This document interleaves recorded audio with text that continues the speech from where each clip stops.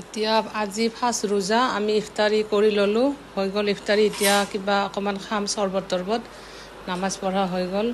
পিনহাজে কি কৰি আছে, কি বা বনাই আছে বা কি খাই আছে সেইটো আমি এতিয়া চাম। মই ইপিনে আহি আছোঁ। পিনু, তুমি কি কৰি আছা? কি খাই আছা? এইটো ৰুৱাবজা হয়। অঁ, ৰুৱাবজা। মই বনাইছোঁ। ৰুৱাবজা তুমি মই ইয়াতে বনাইছা? অলপমান আলমণ্ড গাম দিম। আলমণ্ড গাম, এইটো ছাইড কৰি লোৱা। মোকো দিবা। অঁ, আৰু অলপমান দিম। এইটো মোৰ চৰ্বতৰ গিলাচ। এয়া পিনহাজ ইফতাৰী কৰি উঠিলে, তাইও ৰোজা ৰাখিছিলে। ইপিনে নামাজ পঢ়ি উঠিলে।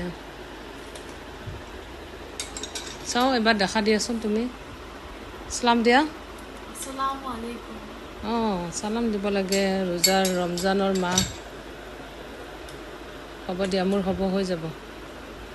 এইটো খালে বহুত ভাল, ঠাণ্ডা থাকে পেট। লগতে আমাৰ সেইটো গোন্ধ ওলাই আছে, একদম মলমলাই আছে আগৰৰ তেলৰ। বহি কেনে খোৱা, বিছমিল্লা কৈ খোৱা। বিছমিল্লা।